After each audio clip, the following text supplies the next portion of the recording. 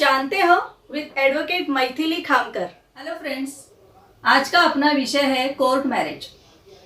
अपने समाज में किसी को लव मैरिज करनी होती है या किसी को शादी में खर्चा कम करना होता है तो उनके पास कोर्ट मैरिज का तरीका होता है। ये कोर्ट मैरिज बहुत ही आसान तरीका होता है। इसमें दो अलग अलग धर्मों की लोगों की शादी भी हो सकती है। कोर्ट मैरिज, इसमें खर्चा भी कम होता है और शादी भी लीगली हो जाती है। कोर्ट मैरिज के लिए किन चीज़ों की ज़रूरत होती है इसके बारे में मैं आपको पहले बताना चाहूँगी। ये कोर्ट मैरिज विदाउट रिचुअल होती है।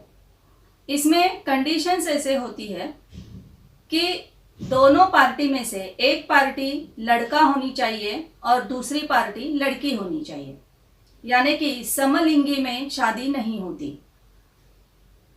दूसरी, दोनों पार्टी में से दोनों बालिग होनी चाहिए, यानी कि लड़का 21 साल का कंप्लीट होना चाहिए और लड़की 18 साल की कंप्लीट होनी चाहिए, यानी कि दोनों बालिग होनी चाहिए।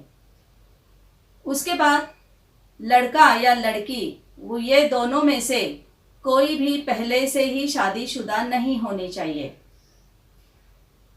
इसके बाद दोनों भी, लड़का या लड़की, ब्लड रिलेशन में नहीं होनी चाहिए या तो प्रोहिबिटेड रिलेशन में नहीं होनी चाहिए।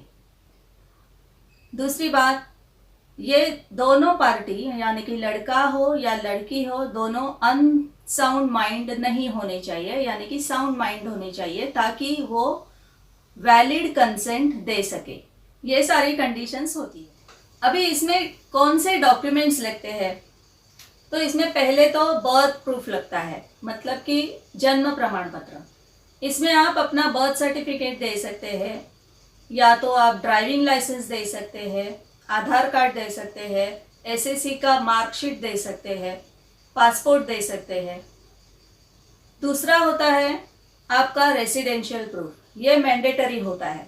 इसमें भी आप आधार कार्ड दे सकते हैं, इलेक्ट्रिसिटी बिल दे सकते हैं, पासपोर्ट दे सकते हैं।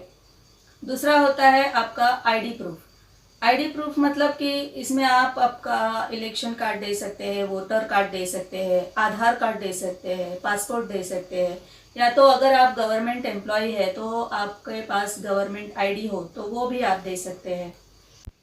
दोनों का अलग अलग अफिडेविट बनाया जाता है, यानी कि उस अफिडेविट में अपना अपना उनका नाम लिखा रहता है, पता लिखा रहता है और उनका प्रेजेंट मैरिटल स्टेटस लिखा रहता है, यानी कि वो सिंगल है या डिवोर्सी है और वो एक दूसरे के साथ बिना किसी दबाव के शादी करना चाहते हैं, ऐसा सब लिखा हुआ रहता है।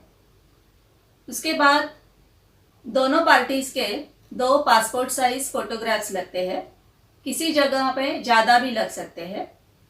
और अगर वो पार्टी में से एक पार्टी फॉरेनर हो तो उस पार्टी का पासपोर्ट लगेगा, वैलिड वीज़ा लगेगा, कंसर्न एम्बेसी का एनओसी लगता है और उसका प्रेजेंट मैरिटल स्टेटस सर्टिफिकेट लगता है।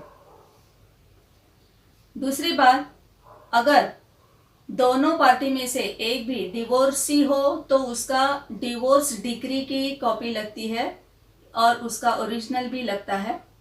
और अगर वो विडो है तो उसके प्रीवियस पार्टनर की डेथ सर्टिफिकेट भी लगेगी, ये लगता है।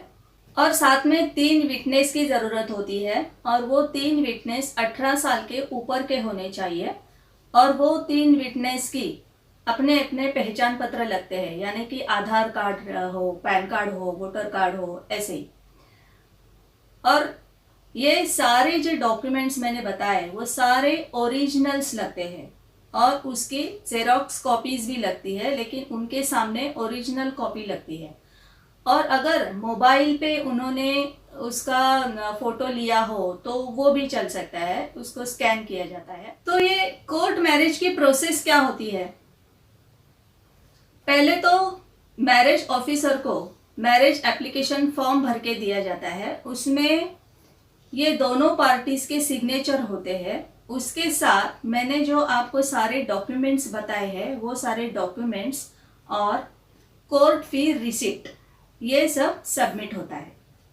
ये सारा सबमिट होने के बाद रजिस्ट्रार के ऑफिस में नोटिस ऑफ इंटेंट मैरिज लगती है।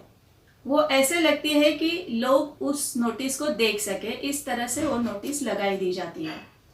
और वो नोटिस लगने के बाद टाइम पीरियड रहता है 30 दिन का, यानी कि नोटिस पब्लिश होने के बाद से 30 दिन के अंदर अगर किसी व्यक्ति को, कोई फैमिली मेंबर हो या कोई भी व्यक्ति हो, उसको ऑब्जेक्शन हो तो वो ऑब्जेक्शन दाखिल कर सकता है।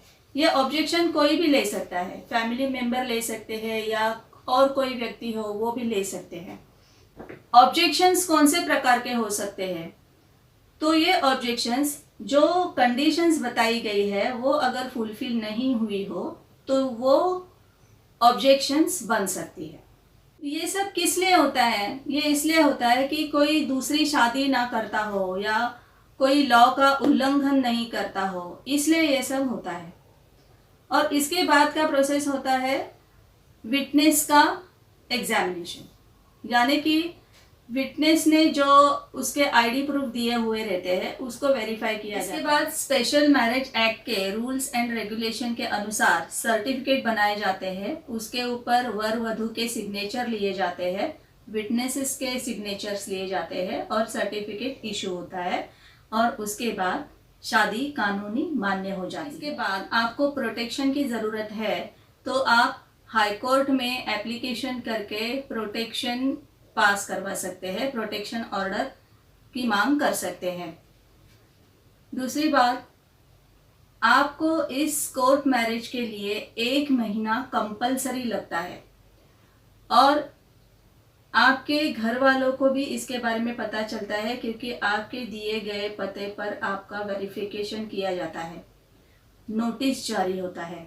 अगर आप 1 दिन में शादी करना चाहते हैं तो उसके बारे में भी मैं अलग वीडियो बनाने वाली हूँ। तब तक आप मेरे चैनल को सब्सक्राइब कीजिए और अगर मेरा वीडियो आपको पसंद आए तो लाइक कीजिए, शेयर कीजिए और बेल आइकॉन दबाना न भूलें ताकि जब भी मेरा वीडियो मैं अपलोड करूँ तो सबसे पहले जानकारी आपको मिले। और आपको अगर कोई भी इसके बारे में सवाल हो तो कमेंट बॉक्स में आप लिख सकते हैं। तब तक जानकार रहो, सुरक्षित रहो।